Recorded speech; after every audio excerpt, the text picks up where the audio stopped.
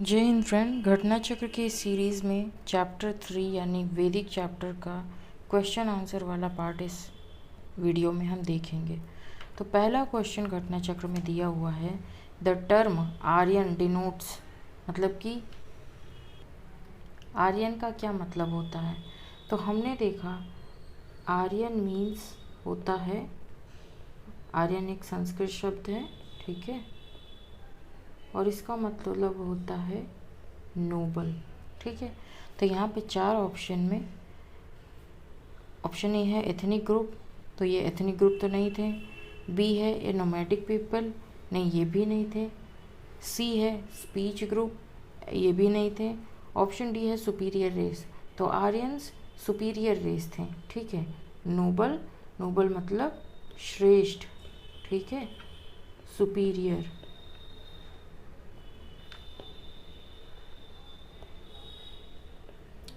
Superior थे, ठीक है।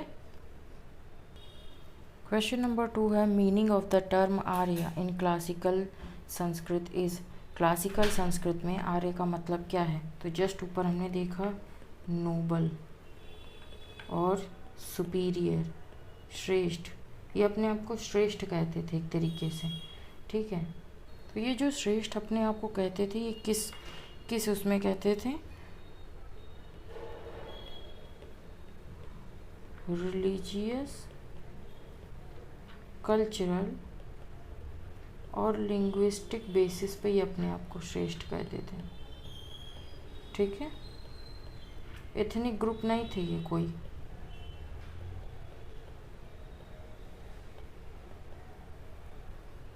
तो क्वेश्चन नंबर 2 का भी आंसर होगा आर्यंस वर, मीनिंग, आर्य का मीनिंग क्या है, a noble man. Question number 3 है, which one of the following is oldest Veda, ठीक है। हमने थ्योरी पार्ट में देखा कि ऋग्वेद ओल्डेस्ट वेद माना गया है। 4 प्रकार के वेद होते हैं, ठीक है, 4 प्रकार के वेद हैं। सबसे पुराना वेद है ऋग्वेद, ठीक है। यजुर्वेद, सामवेद और चौथा है अथर्ववेद, ठीक है। ये तंत्र मंत्र जादू टोना से रिलेटेड वेद है और ये सबसे बाद में आया है अथर्ववेद, ठीक। क्वेश्चन नंबर 4 देखेंगे, त्रयी का क्या मतलब होता है। हमने वेद में भी देखा 3 वेद को मिला करके वेदात्रयी या त्रयी नाम से जाना जाता है, ठीक है। अथर्ववेद सबसे बाद में आया है। तो त्रयी कौन कौन से होंगे, ऋग्वेद,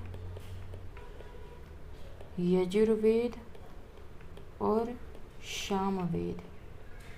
इन तीनों वेदों को मिला के त्रयी कहा जाता है। क्वेश्चन में क्या पूछा है, त्रयी इज द नेम ऑफ, त्रयी किसका नाम है, किसको त्रयी कहते थे, ठीक है। तो 3 वेद, ठीक है,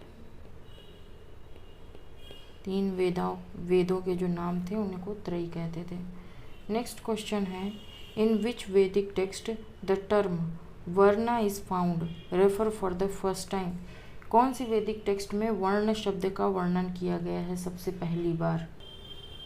तो ये वर्ण शब्द का जो वर्णन किया गया है, ऐसा आपने माइथोलॉजी में सुना होगा कि पुरुष के बाह से छत्री निकले थे, है ना, छत्री, ठीक है।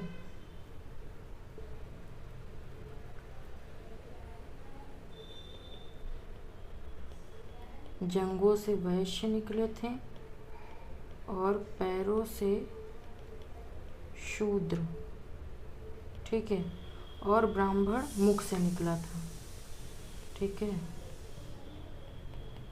ब्राह्मण मुख से, ठीक है। तो इनका इस कथा का, इस कहानी का वर्णन है ऋग्वेद में। हालांकि वर्ण का मतलब कलर भी होता है ना। नेक्स्ट क्वेश्चन देखते हैं,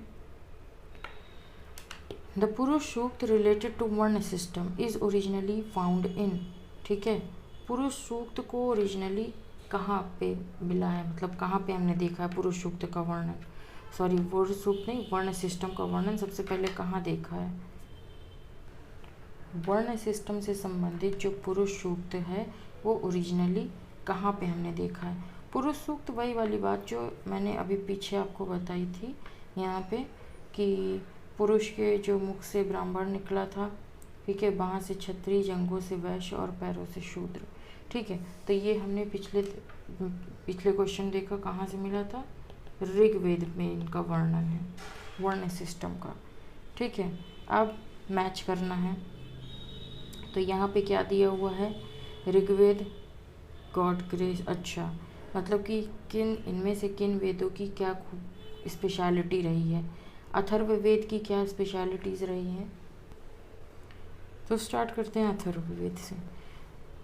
अथर्ववेद की स्पेशलिटी रही है कि इसमें मेडिसिन्स के बारे में दिया गया है। ठीक है, तो ए का 3 मैच हो जाएगा। ऋग्वेद में क्या दिया हुआ है, भगवान की महानता के बारे में बताया गया है ना। 9th मंडल में सोम देवता का वर्णन, 3rd मंडल में गायत्री मंत्र का वर्णन है ना, तो भगवान की ग्रेस के बारे में चर्चा करी गई ऋग्वेद में। उसके बाद यजुर्वेद में क्या किया गया है, तो यजुर्वेद में बलि से संबंधित प्रोसेस वगैरह बताया गया है ना। सामवेद में मेनली म्यूजिक का वर्णन है ना। सामवेद हमने देखा था, it is closely related to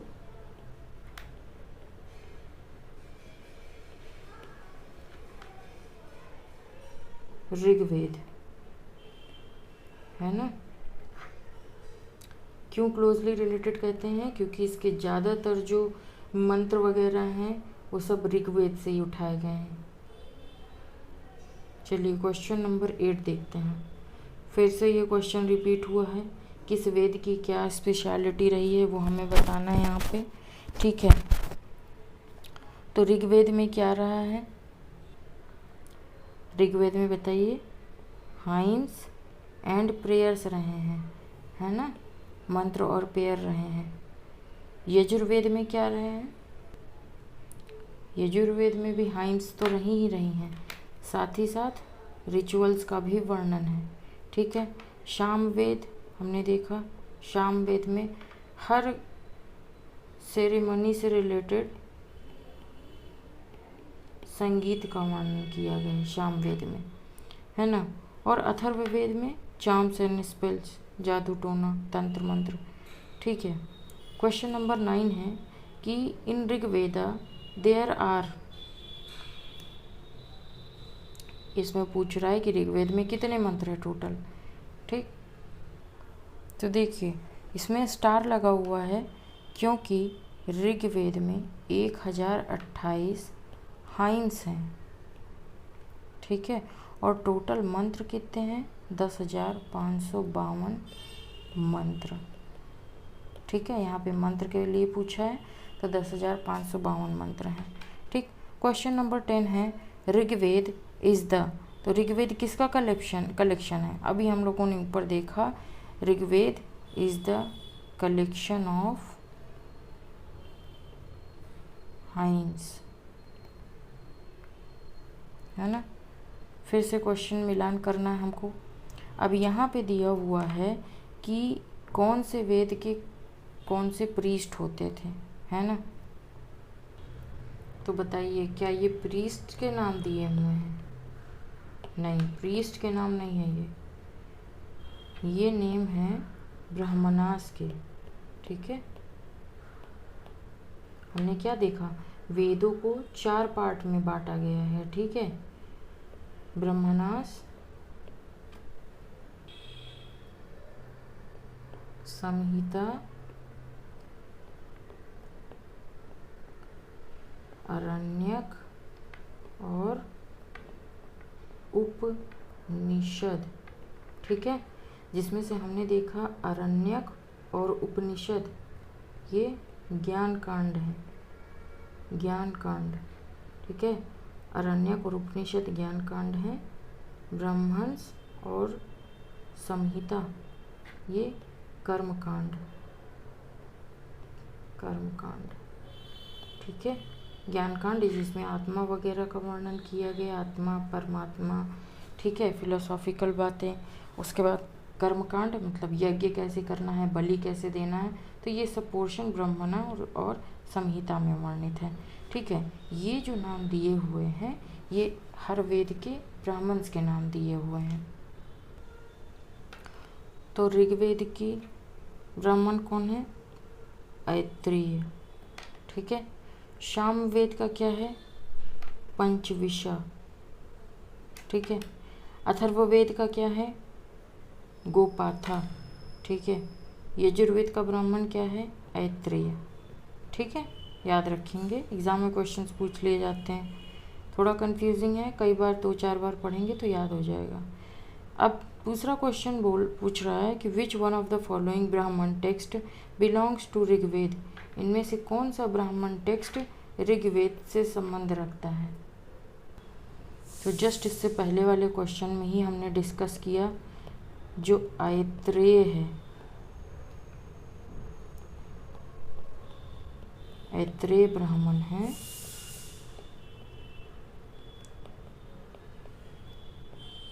ये ऋग्वेद का ब्राह्मण है, ठीक है। गोपाथा, गोपाथा ब्राह्मण किससे संबंधित है?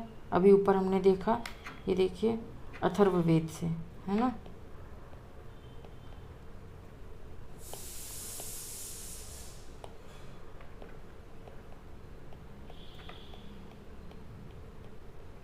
गोपाथा अथर्ववेद से। फिर तीसरा ऑप्शन क्या है? सतपथ ब्राह्मण,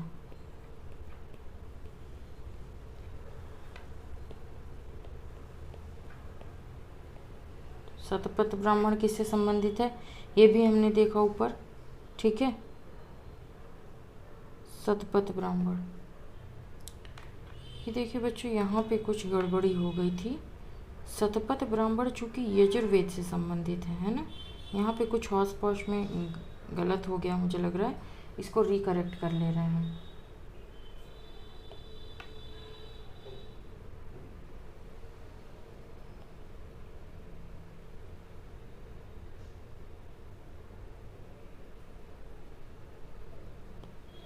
ठीक है, चलिए 1 2 3 4, ठीक है।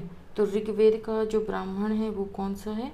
ऐत्रेय, ठीक है, ए का नंबर 3। उसके बाद सामवेद का जो ब्राह्मण है वो है पंचविशा, ठीक है। उसके बाद अथर्ववेद का जो ब्राह्मण है वो है गोपाथा, ठीक, अथर्ववेद का गोपाथा है और यजुर्वेद का सतपथ है ना। चलिए अब करेक्ट कर लीजिएगा। हाँ, तो क्वेश्चन नंबर 12 में हम देख रहे थे ऋग्वेद से संबंधित जो ब्राह्मण है वो ऐत्रेय ब्राह्मण है, ठीक है। अथर्ववेद से संबंधित ब्राह्मण है वो गोपाथा है, ठीक है। सतपथ ब्राह्मण यजुर्वेद से संबंधित है। अब यजुर्वेद के भी 2 पार्ट होते हैं, हमने थ्योरी पार्ट में देखा, शुक्ल यजुर्वेद और कृष्ण यजुर्वेद। शुक्ल यजुर्वेद और कृष्ण यजुर्वेद। जो सतपथ ब्राह्मण है ये किसका ब्राह्मण है? तो शुक्ल यजुर्वेद का ब्राह्मण है, ठीक है। और ये जो ऑप्शन नंबर आपका डी है तैत्रेय, तैत्रेय ब्राह्मण जो है ये कृष्ण यजुर्वेद से रिलेटेड है, कृष्ण यजुर्वेद का ब्राह्मण है, ठीक है। चलिए क्वेश्चन नंबर 13 देखते हैं। गोपाथा ब्राह्मण इज एसोसिएटेड विद, देखिए ऊपर हम लोग पढ़ चुके हैं, सेम क्वेश्चन कई बार रिपीट हो रहा है, ठीक है। तो गोपाथा ब्राह्मण किससे एसोसिएटेड है? अथर्ववेद, अथर्ववेद का ब्राह्मण है गोपाथा ब्राह्मण। क्वेश्चन नंबर 14 है, शुक्ल यजुर्वेद की संहिता आपसे पूछ रहा है, ठीक है। शुक्ल यजुर्वेद क्या, हमने देखा कि वेद 4 पार्ट में डिवाइडेड हैं, ब्राह्मण, ठीक है, उपनिषद, आरण्यक और संहिता, ठीक है, 4 पार्ट में डिवाइड होता है। अब शुक्ल यजुर्वेद का जो हमने वो देखी ब्राह्मण, है ना, क्या था, शतपथ ब्राह्मण, ठीक है। लेकिन यहाँ पे ब्राह्मण ना पूछ के संहिता पूछ रहा है, किसकी, शुक्ल यजुर्वेद की संहिता, ठीक है। तो शुक्ल यजुर्वेद की संहिता का क्या नाम है,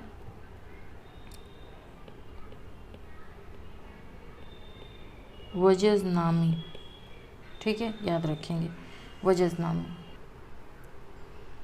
उसके बाद शुक्ल यजुर्वेद और कृष्ण यजुर्वेद के बीच का अगर अंतर देखें तो शुक्ल यजुर्वेद और कृष्ण यजुर्वेद में बस इतना अंतर है कि जो कृष्ण यजुर्वेद है, ठीक है, कृष्ण यजुर्वेद बोथ पोएटिक और प्रोज दोनों फॉर्म में, पोएटिक मतलब कि राग बना करके गा भी सकते हैं, है ना, और प्रोज मतलब कि ऐसे जो वैसे नॉलेज देने वाले कुछ तथ्य होते हैं, है ना, मतलब कुछ राग वगैरह नहीं होती उनमें, दैट्स जस्ट सिंपल स्टेटमेंट, उनको प्रोज कहते हैं, ठीक है। और जो शुक्ल यजुर्वेद है वो आपका सिर्फ पोएटिक फॉर्म में है।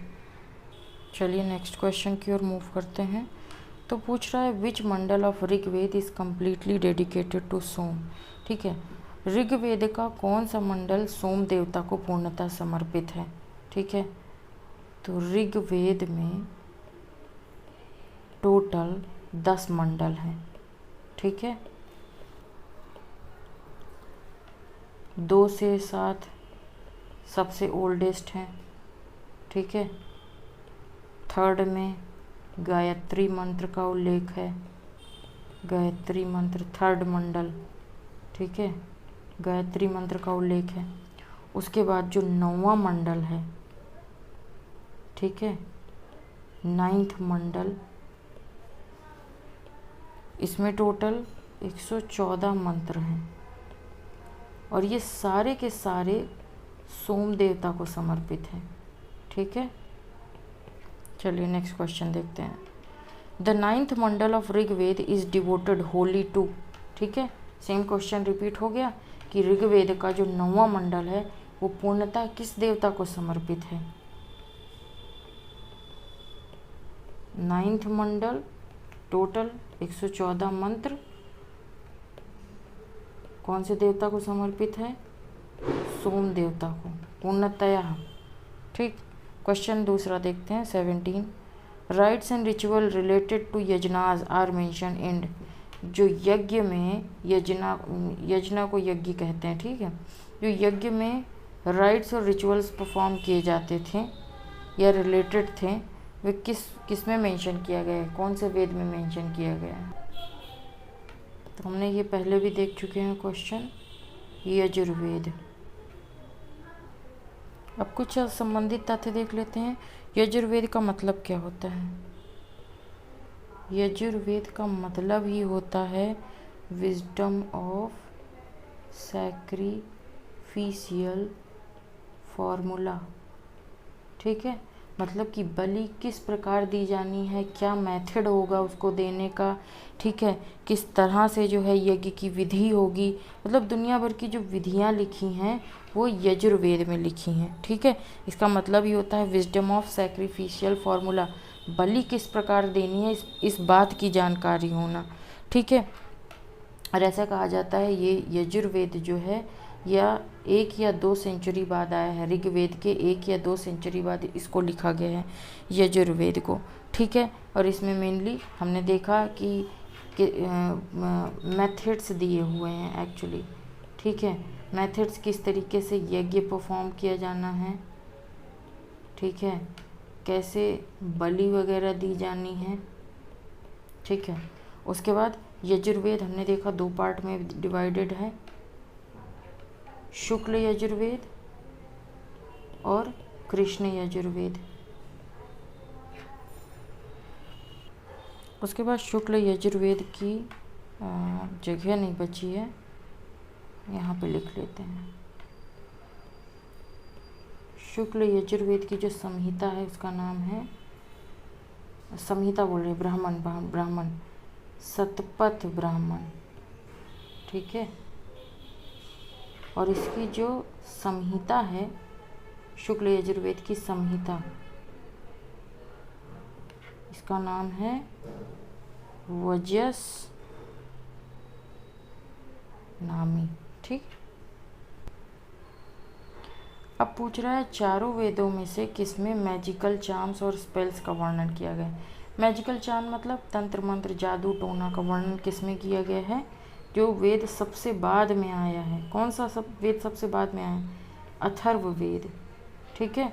इसमें मैजिकल चार्म्स और स्पेल्स का वर्णन किया गया है। दूसरा क्वेश्चन देखते हैं, question number 19, the compilation of which among the following is based upon the Rigveda. ये क्वेश्चन पूछ रहा है कि कौन सा वेद ऋग्वेद से सबसे ज़्यादा मेल खाता है, ठीक है। ऋग्वेद के जो कंपाइलेशंस हैं सबसे ज़्यादा कौन से वेद में मेंशन है, तो हमने कौन सा वेद देखा था, सामवेद, है ना। सामवेद देखा था कि ऋग्वेद से सबसे ज़्यादा मेल खाता है। क्यों, इसलिए क्योंकि ऐसा कहा जाता है सामवेद में टोटल 1875 वर्सेस हैं, ठीक है, जिसमें से लगभग 75 या 99 ऐसे हैं जो ऋग्वेद से अलग हैं, ठीक है। बाकी सारे वर्सेस ऋग्वेद से लिए गए हैं, ठीक है। इसीलिए माना जाता है कि जो सामवेद है उसके सबसे ज़्यादा, ऋग्वेद के सबसे ज़्यादा कंपाइलेशन सामवेद में है। और सामवेद की सबसे दूसरी खास बात ये है कि ये शॉर्टेस्ट है सारे वेदों में से, ठीक है। दूसरा क्वेश्चन देखते हैं, the earliest evidence of the use of iron in India has been discovered from, ठीक है। तो आयरन का आविष्कार इंडिया में सबसे पहले कहाँ पे किया गया था, ठीक है, तो अतरंजी खेड़ा, ठीक है, याद रखें, अतरंजी खेड़ा। तो Atranji Kheda pre historic site भी है। प्री हिस्टोरिक हम किसे कहते हैं, हम पहले पढ़ चुके हैं, आप कमेंट सेक्शन में बताएंगे, ठीक है। और हिस्टोरिक साइट भी है,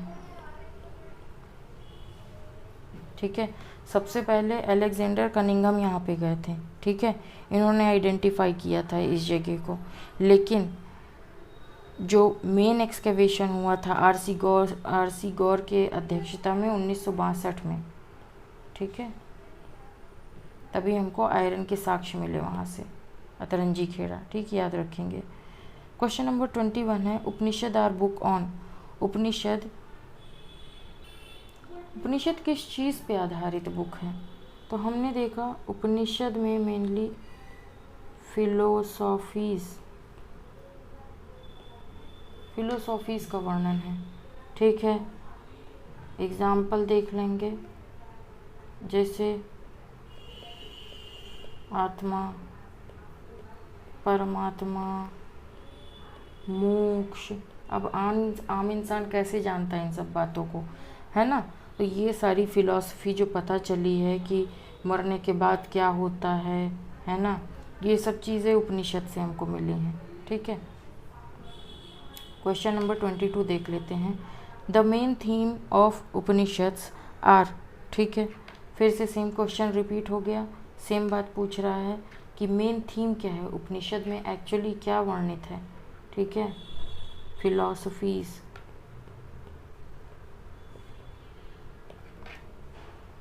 क्वेश्चन नंबर 23 देख लेते हैं, विच one of the following Vedic literature talks about solvation, ठीक है। कौन सा वैदिक लिटरेचर साल्वेशन मतलब मोक्ष की बात करता है, ठीक है। अब वैदिक लिटरेचर से आप ये मत समझिएगा कि सिर्फ वेदों के ही बारे में पूछ रहा है। वैदिक लिटरेचर कहने का मतलब वैदिक एरा में जो भी लिटरेचर्स लिखे गए हैं, अब उसमें आपके वेद हो गए, उसके 4 प्रकार हो गए, ठीक है, उपनिषद हो गए, ये सब आते हैं, ठीक है। तो इसमें जो क्वेश्चन पूछ रहा है, which one of the following Vedic literature talks about salvation. Salvation की बात कहाँ पे की गई? देखिए हमने ऊपर क्वेश्चन देखा, उपनिषद में फिलॉसफी की बात की गई, आत्मा परमात्मा मोक्ष से संबंधित। ठीक है, तो कहाँ से? उपनिषद से हमें मोक्ष की बारे में पता चलता है कि मोक्ष एक्चुअली है क्या, और है क्या मोक्ष? कि बर्थ और डेथ की साइकिल से मुक्ति पाना ही मोक्ष है। ठीक है, और उपनिषद में ये भी बताया गया है कि इंसान का जो असली लक्ष्य है वो आत्मा को प्राप्त करना है। ठीक है, ना बॉडी है ना माइंड है, आत्मा को प्राप्त करना है, ईश्वर को प्राप्त करना है। अब दूसरा क्वेश्चन देखते हैं। The famous dialogue between Nachiketa and Yama is mention in, है ना, थ्योरी पार्ट में हमने देखा था। ये नचिकेत कौन है? 12 साल का लड़का, और यम मृत्यु के भगवान, है ना, ये हमने देखा। ये एक्चुअली है क्या? कथा। ठीक है, तो कथापनिषद या कठोपनिषद दोनों एक ही बात है। इस कहानी का वर्णन कहाँ पे हुआ था? कठोपनिषद।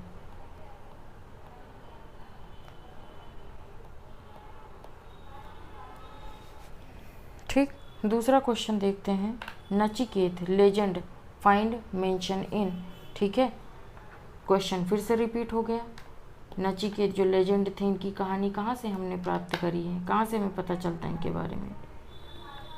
कठोपनिषद से। ठीक, same question repeat. Question number 26 देखते हैं। King Ashwapati of the Upanishadic period was the ruler of.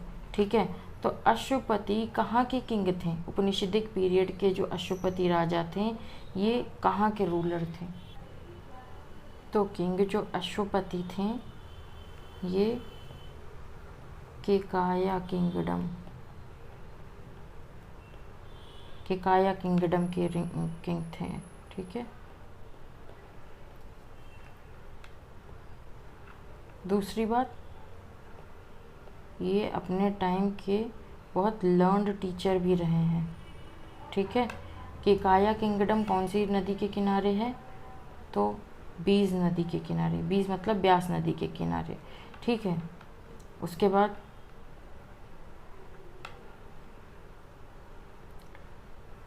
ये कंटेम्प्ररी रहे हैं राजा जनक के, और राजा जनक कहाँ के किंग थे? विदेह। नेक्स्ट क्वेश्चन देखते हैं। Which of the following is the correct order of वैदिक लिटरेचर। तो वैदिक लिटरेचर का करेक्ट ऑर्डर क्या है ना? हमने देखा वेदों को 4 पार्ट में बांटा गया है। ठीक है, तो सबऊ एक ट्रिक है, इससे आप याद रखें। ठीक है, सबऊ से क्या होगा? करेक्ट ऑर्डर क्या है? संहिता, इसके बाद ब्राह्मण, इसके बाद अरण्यक, और इसके बाद उपनिषद। ये एक सही क्रम है वैदिक लिटरेचर का। ठीक, चलिए अब दूसरा क्वेश्चन। हाँ, तो इसमें क्या था कि उपनिषद और अरण्यक ये ज्ञान कांड है, ज्ञान कांड, और संहिता और ब्राह्मण कौन से कांड हैं? कर्म कांड। चलिए क्वेश्चन नंबर 28 देखते हैं। The river mention most in early वैदिक लिटरेचर इज, है ना, थ्योरी पार्ट में हमने अच्छे से देखा है। सबसे ज़्यादा कौन सी नदी का वर्णन है? सिंधु नदी का। अदरवाइज काबुल की कई नदियां हैं, है ना, कुभा कुर्रम जैसी नदियों का भी वर्णन है। गंगा नदी का 1 बार वर्णन किया गया है, यमुना नदी का 3 बार वर्णन किया गया है, अरेबियन सी को पेरावत कहा गया है, और सरस्वती रिवर को मोस्ट पायस रिवर कहा गया है वैदिक लिटरेचर में, है ना। Saraswati most pious. ठीक है, इनका 3 नाम दिया गया था। Mahatama best of all mothers, Devitama best of all goddess, और महातमा, देवीतमा और एक था कौन सा, क्या था, महातमा नहीं, सॉरी, मातेतमा। मातेतमा मतलब बेस्ट ऑफ ऑल मदर्स होता है, ठीक है। देवीतमा, देवीतमा मतलब बेस्ट ऑफ ऑल गॉडेस। और नदीतमा, नदीतमा मतलब best of all reverse. Next question देख लेते हैं 29। वैदिक river Askini is identified with which one of the following river. तो सिंपल सी बात है, अस्किनी वैदिक रिवर थी, मतलब वैदिक एरा में अस्किनी रिवर को मॉडर्न एज में क्या कह रहे हैं ना, चेनाब। अस्किनी का मॉडर्न नेम है चेनाब, ठीक है। तो Vedic river Askini is identified with present day river name Chenab, popularly known as Chandrabhaga. Chenab को चंद्रभागा नदी भी कहते हैं। क्यों? दो छोटी रिवर से मिलकर के बनी है ये चिनाब नदी, चंद्र और भागा, ठीक है। और जो रिवर चिनाब है ये कहाँ से ओरिजिनेट होती है? तांडी इन लाहौल स्पीति, ठीक है। लाहौल स्पीति के तांडी नामक जगह से दो छोटी नदियाँ निकलती हैं, चंद्र और भागा मिलकर के चंद्रभागा बनाती हैं और इसी को चेनाब रिवर भी कहते हैं, ठीक है। नेक्स्ट क्वेश्चन में मूव करते हैं। क्वेश्चन नंबर 30 है, which one of the following rivers mentioned in the Rigveda indicates the relation of Aryan with Afghanistan, ठीक है। तो ऋग्वेद में कौन सी ऐसी रिवर मेंशन है जिसमें आर्यंस का अफगानिस्तान के साथ जो है रिलेशंस दिखाए हैं, ठीक है। ट्रेड रिलेशन हो सकते हैं, है ना, या फिर आने जाने कोई भी रिलेशन हो, ट्रेड रिलेशन हो गया, या फिर घूमने ही आते जाते हों, कुछ ऐसे रिलेशन जो भी हैं, वो कौन सी नदी दिखा रही है। तो हमने थ्योरी पार्ट में देखा था, कुभा हो गई, क्रमू हो गई, ठीक है, ये सारी नदियाँ हो गई। उसके बाद और भी नदियाँ हैं, गोमती, सुवस्तु, ठीक है, ये सारी नदियों का वर्णन किया गया है, सारी अफगानिस्तान से हैं, ठीक है। और ये क्वेश्चन नंबर 31 देखते हैं। वैदिक river Kubha was located in, कहाँ पे लोकेटेड है? अभी ऊपर ही हमने देखा, कहाँ लोकेटेड है? अफगानिस्तान, ठीक है। अब हमें मैच करना है किस रिवर को क्या कहते हैं, ठीक है। वैदिक रिवर्स दी गई हैं और उनके मॉडर्न नेम्स दिए हुए हैं, ठीक है। तो कुभा को अभी हमने देखा काबुल रिवर कहते हैं, परुशनी रावी रिवर को कहते हैं, सदानीर गंडक रिवर को कहते हैं, और शतुर्थी सतलज, एस से है दोनों, ठीक है, एस चतुर्थी एस सतलज, इस तरीके से याद कर सकते हैं। बाकी ये नाम आप 4-5 बार या 1-2 बार भी दिन में पढ़ लेंगे, 4-5 दिन रिवाइज कर लेंगे तो याद हो जाएगी, ठीक है। क्वेश्चन नंबर 33 देखते हैं। In the period of Mahabharata the name of Mahanadi was, ठीक है, महाभारत काल में महानदी रिवर का नाम क्या था, ठीक है। तो इसका नाम था चित्रोतपाला। अच्छा, इसकी जानकारी हमें कहाँ मिलती है? चित्रोतपाला नाम है महानदी का। तो सोमेश्वर देव का एक कॉपर प्लेट है, ठीक है, सोमेश्वर देव का कॉपर प्लेट है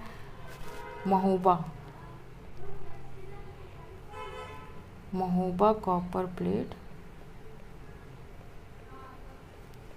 ऑफ सोमेश्वर देव। तो सोमेश्वर देव के महोबा कॉपर प्लेट से हमें महानदी का नाम चित्रोतपाला नाम से जान पड़ता है, ठीक है। साथ ही साथ ये जो चित्रोतपाला नदी है, महाभारत में एक भीष्म नाम का फेस्टिवल होता था, ठीक है। तो इस नदी को प्रेस किया गया है, ठीक है। क्या कहा गया है कि पुण्यदायिनी है, ये नदी पुण्यदायिनी है और पाप हरणी है, ठीक है। नेक्स्ट क्वेश्चन देखते हैं। Which of the following custom emerged during the post Vedic period. Post Vedic period में कौन सा कस्टम इमर्ज होकर के आता है। तो इसमें ऑप्शंस तो नहीं सही दिए हैं, तो हम इसका डायरेक्ट आंसर देख लेंगे। ठीक है, पोस्ट वैदिक पीरियड में 4 कंसेप्ट हमें देखने को मिलते हैं ह्यूमन लाइफ से संबंधित। ठीक है,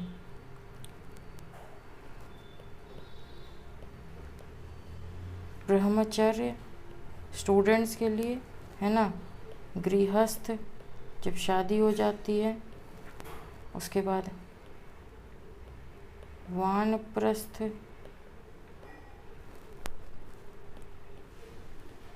और संन्यास। ठीक है, उसके बाद 4 पुरुषार्थ का वर्णन किया गया है। 4 पुरुषार्थ कौन कौन से हैं 4 पुरुषार्थ। धर्म, अर्थ, काम, मोक्ष। ठीक है, इंसान के लिए ये चारों पुरुषार्थ ज़रूरी हैं। ठीक, चलिए क्वेश्चन नंबर 35 देखते हैं। जो धर्म और रीत को एंशिएंट वैदिक लिटरेचर में मेंशन किया गया है, इसका मतलब क्या होता है, मेनली इस क्वेश्चन में पूछ रहा है। अब देखिए, इसको ध्यान से पढ़िए। स्टेटमेंट नंबर 1 बोल रहा है कि धर्म एक ऐसा कंसेप्ट था जिसमें इंसान के कुछ ऑब्लिगेशन, कुछ जिम्मेदारियां, उसकी ड्यूटीज़ के बारे में बात करी गई हैं। तो ये स्टेटमेंट बिल्कुल सही है। अब रीति क्या थी। ठीक है, रीत है ना, रीत या रीति। तो रीत वॉज फंडामेंटल मोरल लॉ। हम लोग कहते नहीं है इस रीति रिवाज से ये काम किया जाना चाहिए, तो मतलब वो कुछ ट्रेडिशनल लॉज हुआ करते थे, है ना। तो वही है, एक फंडामेंटल मोरल लॉ होती थी जो गवर्न करती थी। ठीक है, functioning of universe and all it contained. Universe हो गया और जहाँ भी राजा महाराजा रूल किया करते थे, उसकी भी अलग अपने कुछ रीत होते थे, है ना। तो रीत वही चीज़ है। धर्म आपका ऑब्लिगेशन और ड्यूटी हो गया, रीत कुछ फंडामेंटल मोरल लॉज होते हैं या ट्रेडिशनल प्रैक्टिसेस कुछ होती हैं, उनको रीत कहते हैं। ठीक है, तो यहाँ पे statement 1 and 2 both are correct. ठीक, नेक्स्ट क्वेश्चन देखते हैं। Who among the following Vedic deities was believe to be their priest. तो यहाँ पे बेसिकली कह रहा है कि वैदिक डीटीज में ऐसी कौन सी थी जिनको देवता का भी पद प्राप्त है और गुरु का भी पद प्राप्त है। ठीक है, तो कौन थे वो, बृहस्पति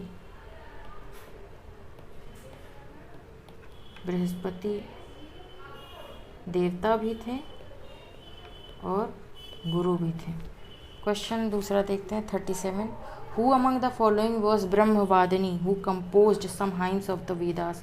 ब्रह्मवादिनी पहले तो बताएं किसे कहते हैं। ठीक है, ऋग्वेद के कई मंत्र को कंपोज किया है महिलाओं ने, उन्हीं महिलाओं को ब्रह्मवादिनी कहते हैं। ठीक है, जैसे कि लोपामुद्रा हो गई, सिक्ता हो गई। ठीक है, ये सारी लेडीज़ हो गई, इन्हें ब्रह्मवादिनी के नाम से जाना जाता था। ठीक है,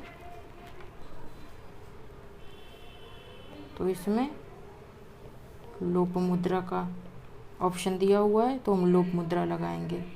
ठीक है, और भी जान ले, लोपमुद्रा, विश्वावरा,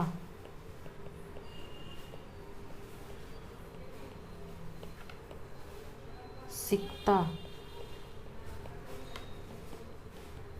निवावारी और घोषा, इन स्त्रियों का वर्णन किया गया है। ठीक है, लोपमुद्रा अगस्त ऋषि की वाइफ भी थी। ठीक है,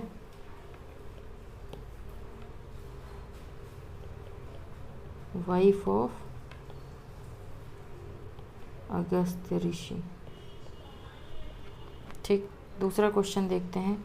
during the Rigvedic period word nishka was used for jewellery. ठीक है, तो ऋग्वेदिक पीरियड में हमने पढ़ा था कि निष्क किसको कहते हैं, सोने से बनी हुई ज्वेलरी को निष्क कहते हैं।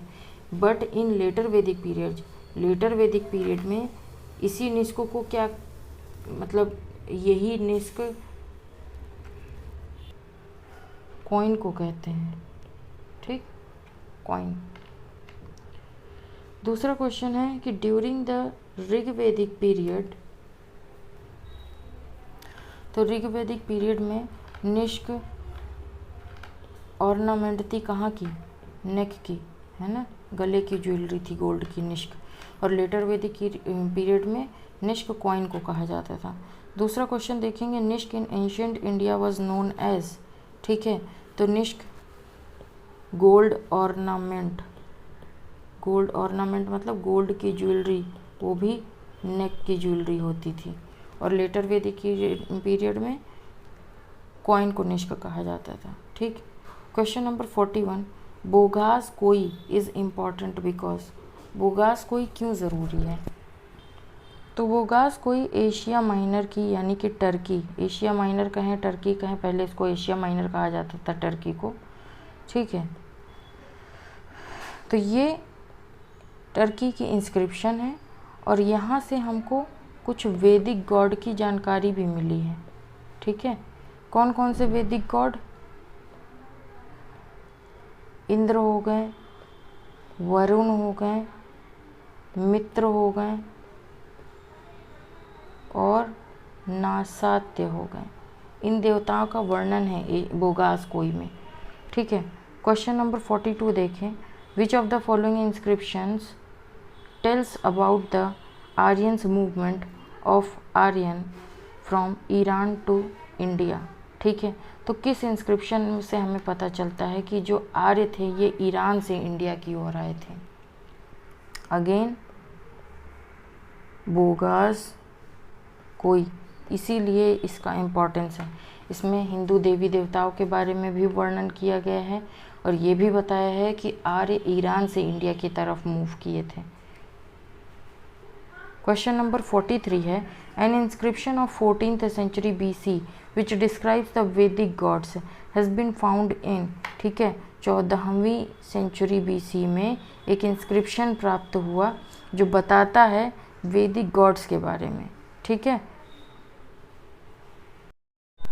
अगेन इसका आंसर क्या होगा, बोगास कोई। नेक्स्ट क्वेश्चन देखें, who among the following road on original homeland of Aryans, ठीक है, आर्यों के ओरिजिनल होमलैंड के बारे में किसने बताया था, हमने देखा बाल गंगाधर तिलक, ठीक है। इन्होंने एक पुस्तक लिखी थी the Arctic home in Vedas, है ना, the Arctic home in the Vedas नाम की जो पुस्तक लिखी थी, इस पुस्तक में इन्होंने कहा कि आर्य नॉर्थ पोल से आए हुए थे, ठीक है। नेक्स्ट क्वेश्चन देखें, द नेम ऑफ स्क्रिप्चर इन विच पुरुष मेध वॉज मेंशनड इज, पुरुष मेध किस में वर्णन किया गया है, पुरुष मेध का, सबसे पहली बात पुरुष मेध का मतलब क्या हुआ, ह्यूमन सेक्रीफाइस, ठीक है, ऐसे साक्ष्य मिले हैं कि इंसान की भी बलि दी जाती थी, ठीक है। तो ये हमें शुक्ल यजुर्वेद के शतपथ ब्राह्मण से पता चला है, शतपथ ब्राह्मण, ठीक है, और कृष्ण यजुर्वेद के तैत्रेय ब्राह्मण से पता चला है, ठीक है, ब्राह्मण पुरुष मेध की जानकारी मिली है। Question number 46, the priest associated with king Videgha Madhava referred in Shatapatha Brahmana was, है ना, एक स्टोरी हमने देखी थी कि किंग विदेगा के साथ माधव नामक प्रीस्ट जा रहे थे एक पवित्र अग्नि लेते हुए ईस्ट की ओर, है ना, तो उस ऋषि का नाम क्या था, ऋषि गौतम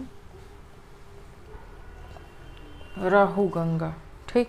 नेक्स्ट क्वेश्चन देखें, in the post Vedic period which was considered as the axis of Aryan culture, तो एक्सिस ऑफ आर्यन कल्चर कौन सी जगह को माना जाता है पोस्ट वैदिक पीरियड में?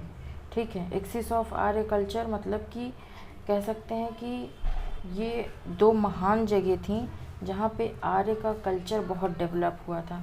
ठीक है, कहाँ? सबसे पहले तो जगह जान लेते हैं, कुरु और पांचाल।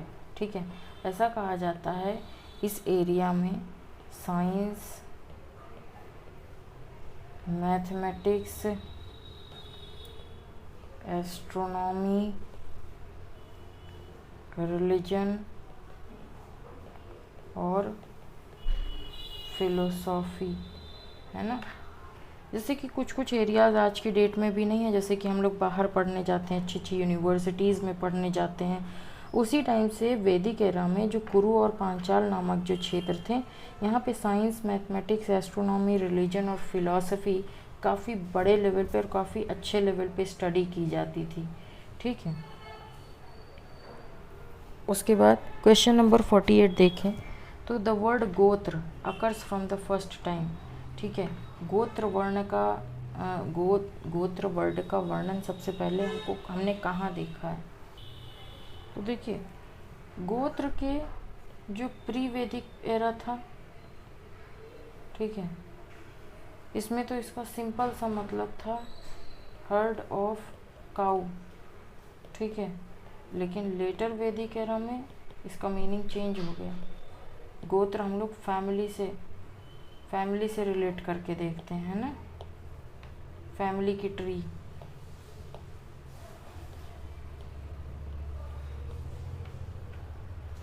ठीक है,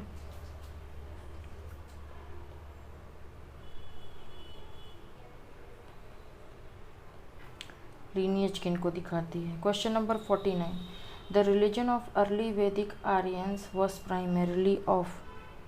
ठीक है, तो जो अर्ली वैदिक आर्यंस थे उनका रिलीजन क्या था? हमने थ्योरी पार्ट में पढ़ा, जो अर्ली वैदिक आर्यंस थे वो नेचर को ही अपना गॉड मानते थे, है ना। वो सोचते थे कि नेचर में ही जो है असली भगवान समाहित है, तो नेचर की पूजा किया करते थे, है ना। अलग 3 भागों में डिवाइड किया गया था, धरती के गॉड, स्काई के गॉड और स्पेस के गॉड। साथ ही साथ क्या किया करते थे? वो यज्ञ भी परफॉर्म करते थे, है ना। तो इसका आंसर हो जाएगा वर्शिप ऑफ नेचर एंड यज्ञ। ठीक है, यज्ञ की स्पेलिंग ऐसे लिखते हैं हर जगह।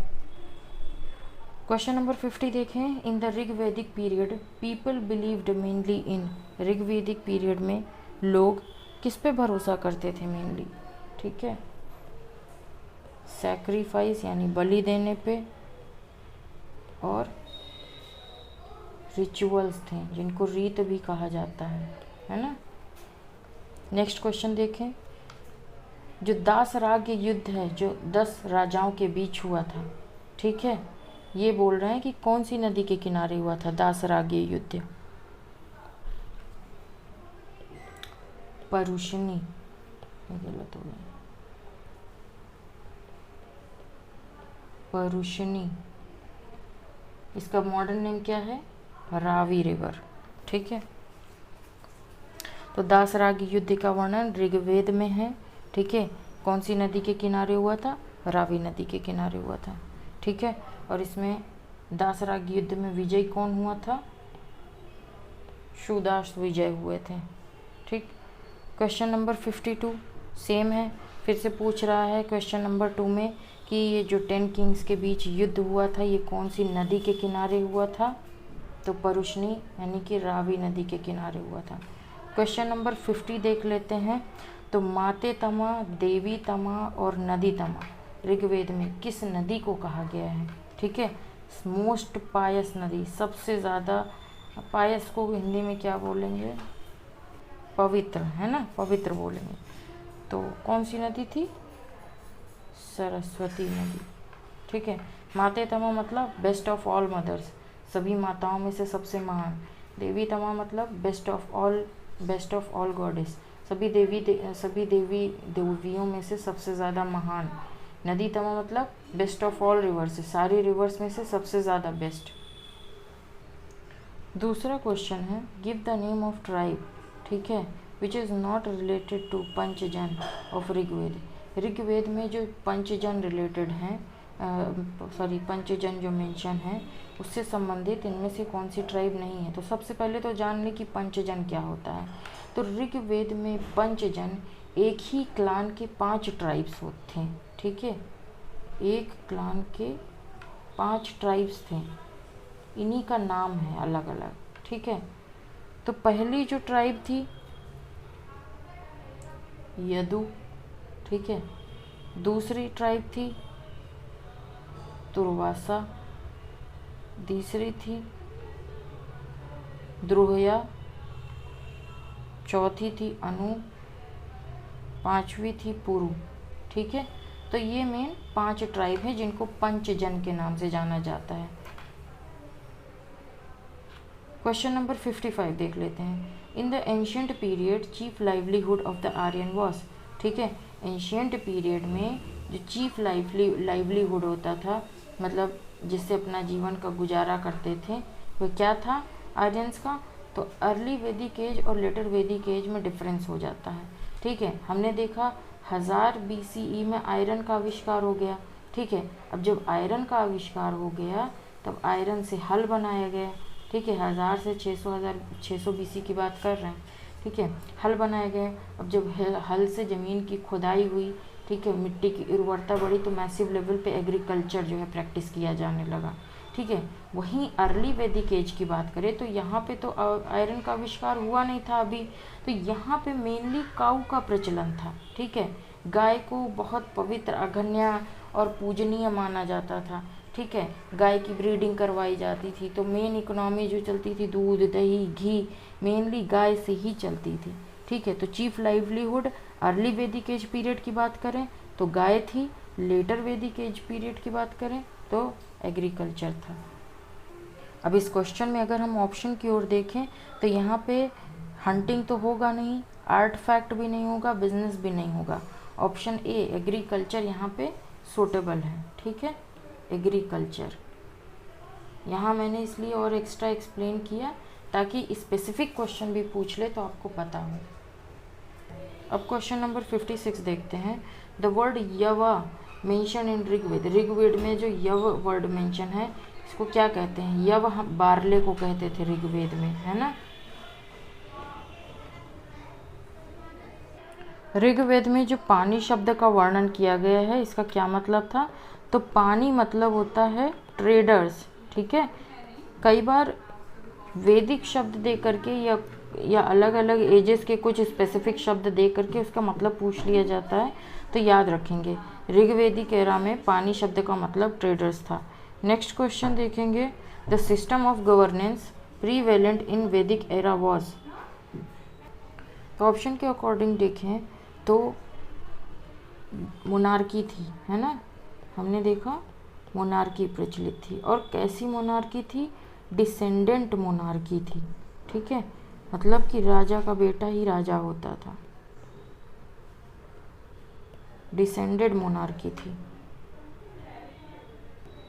क्वेश्चन नंबर 55 देखें तो पूछ रहा है वैदिक एरा में सभा का क्या महत्व था, क्या थी सभा, ठीक है। तो हमने देखा सभा और समिति 2 संस्था हुआ करती थी जो राजा को कंट्रोल करती थी, है ना। सभा में एलीट क्लास लोग थे, ठीक है, एलीट क्लास मतलब मिनिस्टर वगैरह हो गए जो गवर्निंग बॉडी हुआ करते थे, ठीक है। और समिति में नॉर्मल लोग होते थे, ठीक है, नॉर्मल पीपल। तो इसके अकॉर्डिंग आंसर देखते हैं, ऑप्शन देखते हैं। तो ऑप्शन सी होगा वॉज काउंसिल ऑफ मिनिस्टर। सभा क्या थी, काउंसिल ऑफ मिनिस्टर थी, मिनिस्टर की काउंसिल थी। क्वेश्चन नंबर 60 देखें। The Rigvedic tribal assembly associated with judicial function was, ठीक है। तो यहाँ पे बोल रहा है कि जुडिशियल फंक्शन यानी कि आज की डेट में जुडिशियल फंक्शन किसके द्वारा परफॉर्म किया जाता था, तो सभा के माध्यम से। सभा कैसी बॉडी होती थी, एलीट क्लास लोग इसमें होते थे, मिनिस्टर वगैरह हो गए, है ना। और समिति में तो नॉर्मल लोग होते थे। तो ये तो कॉमन पीपल होते थे। तो ये तो भाई जुडिशियल फंक्शन नहीं देखेंगे, जस्टिस देने का काम चीफ जस्टिस का होता है ना। उसी तरीके से ऋग्वेदिक ट्राइबल जो सोसाइटी थी वहाँ पे जस्टिस देने का काम सभा का होता था, ठीक है। और सभा और समिति प्रजापति की 2 पुत्रियाँ कही गई हैं, ठीक है। कहाँ कौन से वेद में ये मेंशन है प्रजापति की 2 पुत्रियाँ? यजुर्वेद में। तो नेक्स्ट क्वेश्चन देखते हैं, सभा और समिति, ठीक है, प्रजापति की 2 पुत्रियाँ कौन से वेद में कही गई हैं? इससे पहले वाले क्वेश्चन में हमने देखा है यजुर्वेद, ठीक। सेकंड क्वेश्चन देखते हैं 62nd, Ayurveda that is science of life appeared for first time, ठीक है। तो आयुर्वेद का सबसे पहले वर्णन किस वेद में, किस वेद का उपांग माना जाता है? तो आयुर्वेद किसका उपांग माना जाता है? तो ए से आयुर, ए से अथर्ववेद, ठीक है। अथर्ववेद, अथर्ववेद में तंत्र मंत्र जादू टोना भी मेंशन है, ठीक है। मिलजुल करके रहना चाहिए, कोऑर्डिनेशन से रहना चाहिए, शादी में लॉयल्टी निभानी चाहिए, शादी और लव पोइट्री जैसी चीज़ों के बारे में अथर्ववेद में मेंशन किया गया है, ठीक है। कॉमन लोग, कॉमन पीपल हो गए और उनसे जुड़ी हुई जो सुपरस्टिशंस वगैरह हो गए, ये सब भी अथर्ववेद में मेंशन है। सबसे बाद का वेद है ये, ठीक है, सबसे बाद में आया था। और ठीक है, नेक्स्ट क्वेश्चन देख लेते हैं, ऋग्वेदिक रिलीजन वॉज, ठीक है। तो ऋग्वेदिक रिलीजन कैसा था? हमने देखा 3 भागों में देवताओं को डिवाइड किया गया था, ठीक है। God of earth, God of sky, God of space, है ना, 3 पार्ट में डिवाइड किया गया था। तो कई देवताओं को पूजते थे। जो कई देवताओं को पूजते हैं उन्हें क्या कहते हैं? पॉलीथीस्टिक। पॉली मतलब बहु और थीस्टिक कई देवताओं को पूजने वाला, ठीक है, पॉलीथीस्टिक कहता है। आप क्वेश्चन नंबर 64 देखते हैं, the largest number of Rigvedic hymns are devoted to. तो ऋग्वेदिक में जो सबसे ज़्यादा मंत्र जो है उच्चारण किए गए हैं वो कौन से देवता के लिए समर्पित हैं? ठीक है, तो लगभग 250 मंत्र जो हैं ये इंद्र को समर्पित हैं और उसके बाद 200 अग्नि देवता को समर्पित हैं, ठीक है। इंद्र को पुरंदर भी कहा गया है। पुरंदर मतलब ब्रेकर ऑफ फोर्ट्स, पुरंदर, ठीक है। और इंद्र को मोस्ट पावरफुल देवता माना गया है, मोस्ट पावरफुल डिवोटी कह रहे हैं, डेटी माना गया है। क्वेश्चन नंबर 65 देख लें, तो largest number of the hymns in Rigveda belongs to. अब देखिए सेम क्वेश्चन रिपीट हो गया है आपका, है ना। तो क्वेश्चन तो रिपीट हुआ है लेकिन ऑप्शन में दिया है अग्नि, वरुण, विष्णु और यम, ठीक है। तो 250 जो मंत्र हैं वो इंद्र को हैं समर्पित, उसके बाद सेकंड नंबर पे 200 अग्नि देवता को समर्पित है। तो यहाँ पे आंसर क्या होगा? अग्नि। नेक्स्ट क्वेश्चन देखते हैं 66 who among the following was the most popular God of the early वैदिक आर्यंस, ठीक है। अर्ली वैदिक आर्यंस के मोस्ट पॉपुलर गॉड कौन थे? इंद्र, ठीक है। इंद्र मोस्ट पावरफुल, पुरंदर 250 जो है इनको हाइम्स अलोन समर्पित है ऋग्वेद में, ठीक है। क्वेश्चन 67 देखते हैं, who among the following is regarded as war god in Rigveda, ठीक है। तो युद्ध का देवता ऋग्वेद में किसे माना गया है? Again Indra most powerful, Purandar 250 मंत्र, ठीक है, ऋग्वेद में मेंशन है सबसे ज़्यादा। नेक्स्ट क्वेश्चन देखते हैं, who of the following gods was considered as war god in Vedic literature. देखिए अगेन क्वेश्चन सेम रिपीट हो गया। वॉर गॉड किसको माना गया है वैदिक लिटरेचर में? इंद्र को, ठीक। दूसरा क्वेश्चन देखते हैं, study of the following statement about वैदिक गॉड इंद्र, ठीक है। अब ये कह रहा है कि इन चारों में से वैदिक गॉड जो इंद्र हैं उनके बारे में कौन सी बात सही है। तो ये कह रहा है कि Indra was God of thunder, ठीक है। तो इंद्र गर्जना के गॉड थे, तो ये बात बिल्कुल सही है, ठीक। उसके बाद पनिश्ड एंड सिनर, मतलब कि पनिश करते थे, जो क्राइम करता था, पाप करता था उसको पनिश करते थे, नहीं ऐसा कुछ तो नहीं पढ़ा हमने, ठीक है। Was the guardian of the moral order, moral order के गार्जियन होते थे? नहीं, ये भी नहीं था, ये तो वरुण था शायद, है ना। एक बार रीचेक कर लीजिएगा, वरुण ही है। Was the God of rain, ठीक है। थंडर और रेन के गॉड भी कहे जाते हैं, कौन? इंद्र। तो कौन सा इसमें ऑप्शन सही है? Statement 1 and 4 are correct. Next question देख लेते हैं।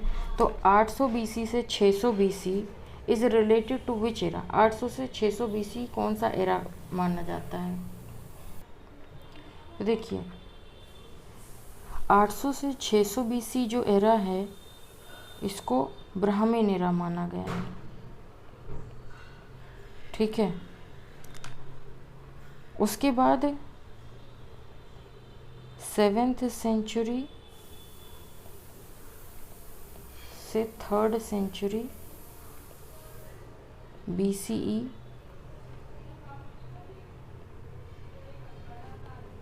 सूत्र पीरियड माना गया है, ठीक है।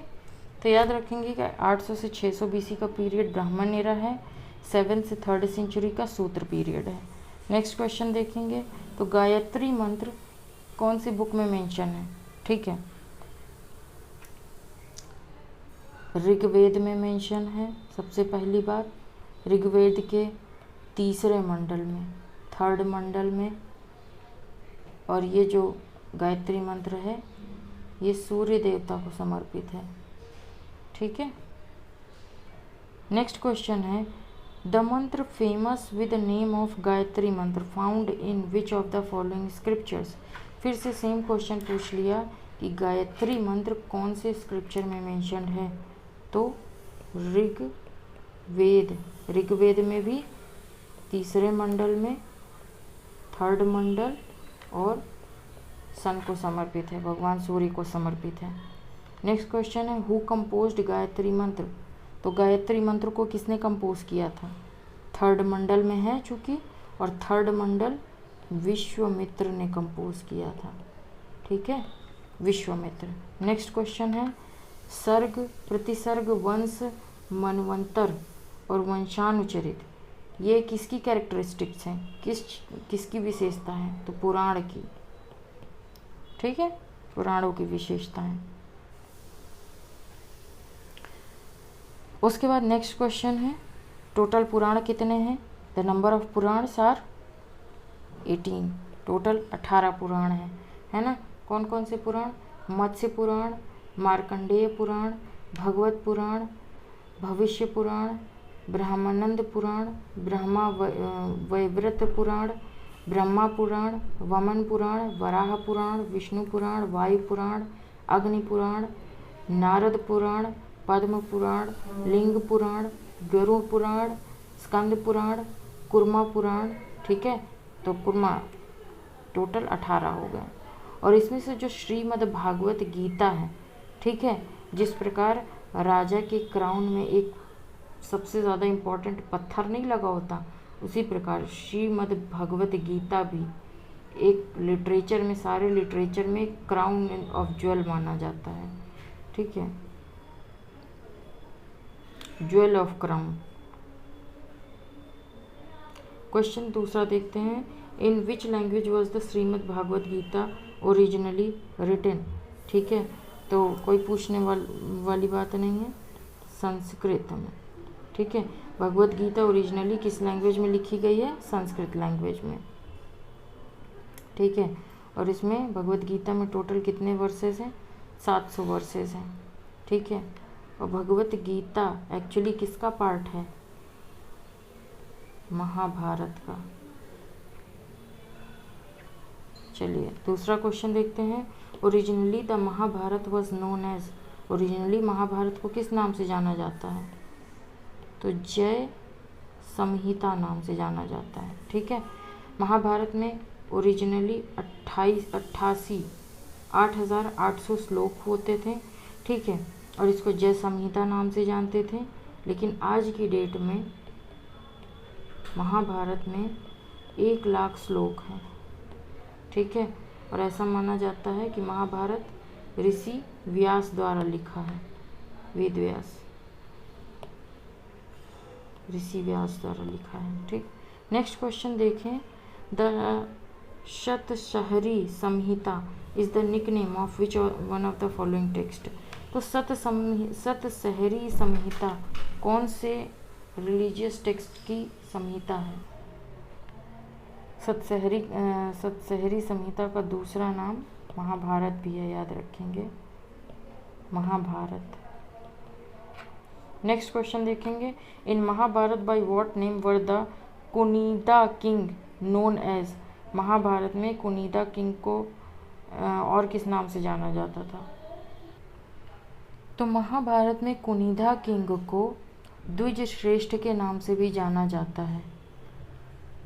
महाभारत के सभा पर्व में इनका वर्णन भी है और द्विजों में सबसे मुख्य इन्हें माना गया है। ठीक है, कुनीदा को। ठीक है, तो इसका ऑप्शन देखेंगे तो क्या होगा? द्विज श्रेष्ठ। नेक्स्ट क्वेश्चन देखेंगे। हिंदू माइथोलॉजी के अकॉर्डिंग कौन सा सांप था जो ओशन को चर्न करने के लिए आगे बढ़ा था? यानी समुद्र मंथन के लिए किस सांप का इस्तेमाल किया गया था? तो हम सब जानते हैं वासुकी। ठीक है, कौन से पर्वत का यूज़ किया गया था? मंदार पर्वत। ठीक है, और मंदार पर्वत को स्थिरता प्रदान करने के लिए भगवान विष्णु ने कूर्मा अवतार लिया था, कूर्मा अवतार। ठीक,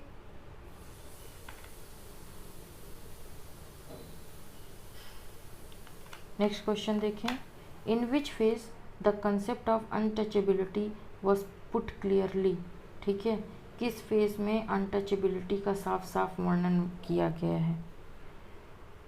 ठीक है, तो धर्म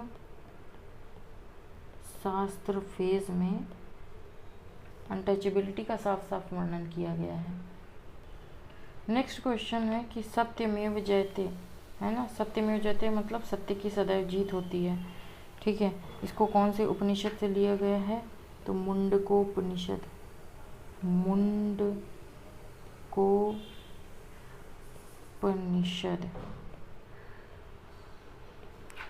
ठीक है, यहाँ पे नन ऑफ दीज इसलिए दिया है क्योंकि ए में मंडकोपनिषद दिया है, तो मंडकोपनिषद नहीं है, मुंडकोपनिषद है। ठीक है, भारत सरकार का जो एक एम्ब्लेम है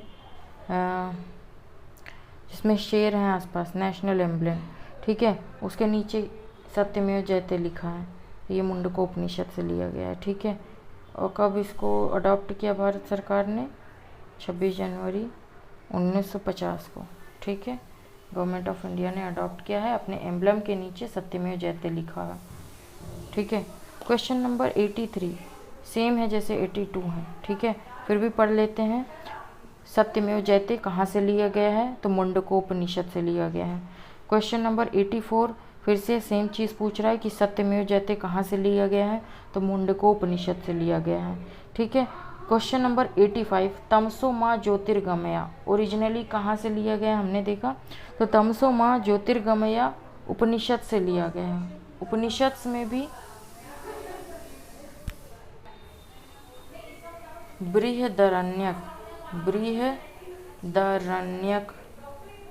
उपनिषद से लिया गया है। तमसो माँ ज्योतिर्गमया का मतलब क्या है कि हे प्रभु हमें अंधेरे से या इग्नोरेंस से सत्य की ओर ले चलें। ठीक है, हमें ज्ञान दें।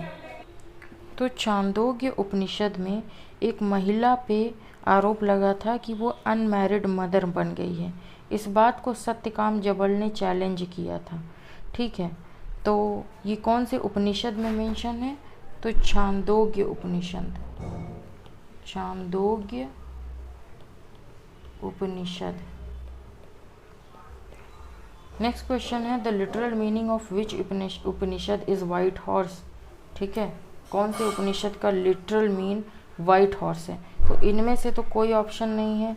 ठीक है, अगर संस्कृत की बात करें तो श्वेताश्वर उपनिषद जो है, श्वेताश्वर उपनिषद लिटरली मतलब है वाइट हॉर्स का। ठीक है, श्वेताश्वर। नेक्स्ट क्वेश्चन देख लेते हैं। फंडामेंटल और बेसिक स्क्रिप्ट और ऑफ ऋग्वेद वाज। ठीक है, तो ऋग्वेद की बेसिक स्क्रिप्ट क्या थी? सॉरी, देवनागरी। ठीक है, अरे देवनागरी नहीं, सॉरी, ब्राह्मी।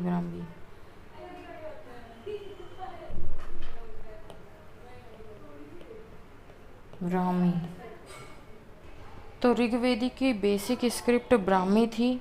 ऋग्वेद में टोटल 1028 सूक्त हैं, 10,552 मंत्र हैं और पतंजलि के अनुसार ऋग्वेद की 21 ब्रांचेस हैं।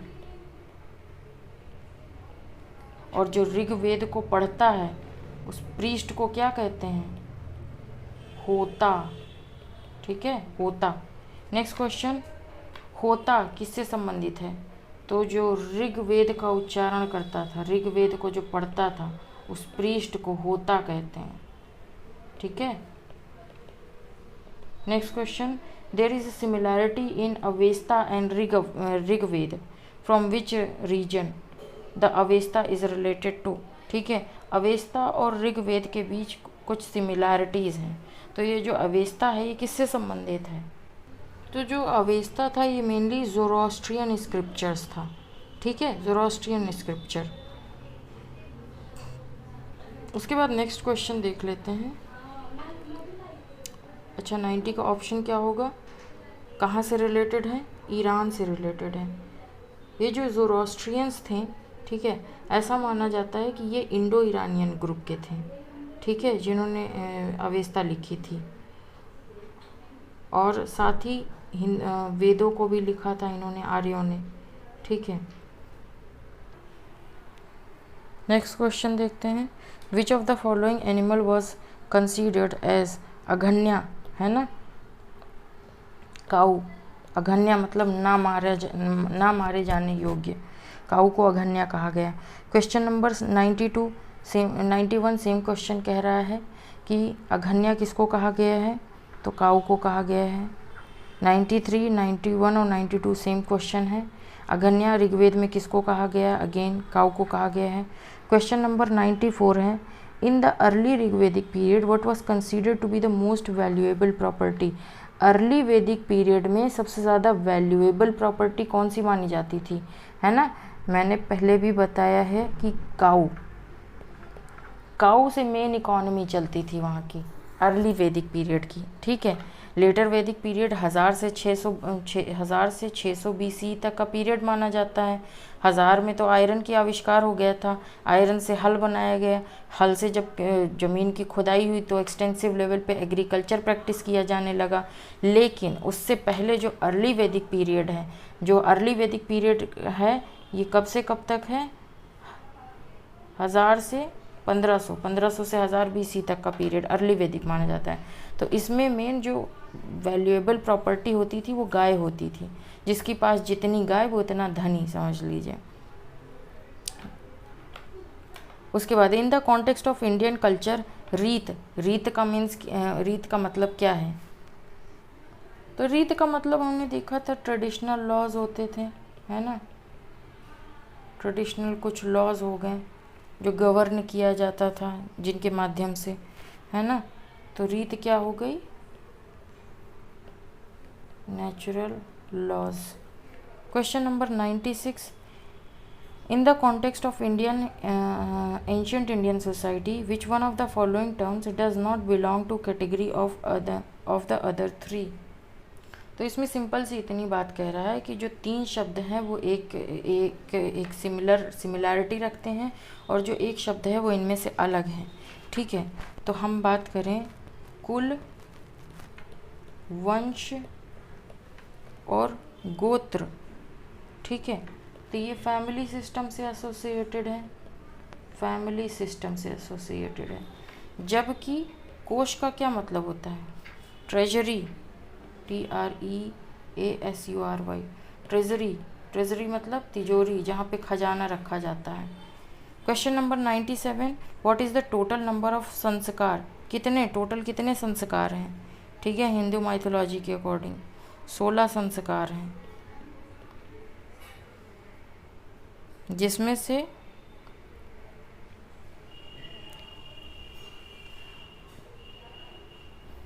3 बिफोर बर्थ, 12 ड्यूरिंग लाइफ और 1 डेथ में। ठीक है, तो ये सारे संस्कार हैं। Question number 98, Ganga Dussehra was celebrated in which month and day according to Hindu calendar. ठीक है, तो हिंदू कैलेंडर के अनुसार गंगा दशहरा कब मनाया जाता है? तो 10th bright lunar day of ज्येष्ठ। ठीक है,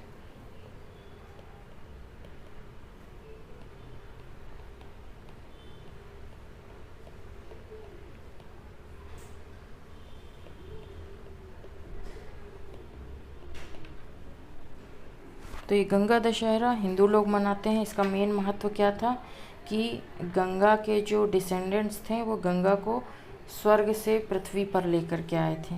ठीक है, इसी उपलक्ष्य में गंगा दशहरा मनाया जाता है। 10 दिन का त्यौहार होता है ये। चलिए दूसरा क्वेश्चन देखते हैं। The teacher who taught Veda Vedang for livelihood was. ठीक है, ऐसा टीचर जो अपने जीविकोपार्जन के लिए वेद वेदांगों का पाठ कराता था, सिखाता था, उसको क्या कहते थे? उपाध्याय। नेक्स्ट क्वेश्चन देख लेते हैं। अब ये कह रहा है कि ऋग्वेदिक आर्यन और इंडस वैली के जो लोग थे उनके बीच डिफरेंस क्या है। ये स्टेटमेंट दिया है। अब इन स्टेटमेंट्स में हमें छांटना है कि क्या क्या डिफरेंस उनके बीच हुआ करते थे। तो Rigvedic Aryan use the coat of mail and helmet in warfare, whereas the people of Indus Valley civilization did not leave any evidence of using them। ठीक है, तो ये तो 100% करेक्ट है कि ऋग्वेदिक जो आर्यंस थे वो कोट का और हेलमेट का इस्तेमाल किया करते थे, जबकि इंडस वैली सिविलाइजेशन के लोगों को इसके बारे में कोई जानकारी नहीं थी। तो ये स्टेटमेंट बिल्कुल करेक्ट है। दूसरा स्टेटमेंट है कि ऋग्वेदिक आर्यन गोल्ड, सिल्वर, कॉपर को जानते थे, जबकि इंडस वैली सिविलाइजेशन केवल कॉपर और आयरन को जानती थी। तो आयरन को कैसे जान जाएगी, है ना? आयरन को नहीं जानती थी। आयरन की खोज ही 1000 BC में हुई है और IVC का पीरियड 2350 से 1700 BC तक का माना जाता है। तो ये स्टेटमेंट तो रॉन्ग हो गया। स्टेटमेंट नंबर 3 है कि ऋग्वेदिक आर्यन ने हॉर्स को डोमेस्टिकेट किया था। ठीक है, और जबकि इंडस वैली के जो लोग थे वे अवेयर थे इस एनिमल से, यानी कि वे हॉर्स से अवेयर थे। कहने का मतलब कि ऋग्वैदिक जो आर्यंस थे वो घोड़ों को पालते थे और इंडस वैली सिविलाइजेशन के लोग भी घोड़ों को जानते थे। तो ऐसा कोई साक्ष्य नहीं मिला है ना? IVC के लोग IVC से घोड़े के साक्ष्य नहीं मिले हैं। तो यहाँ से स्टेटमेंट केवल 1 सही होता है। इसी क्वेश्चन के साथ हमारा क्वेश्चन आंसर वाला पोर्शन ख़त्म होता है।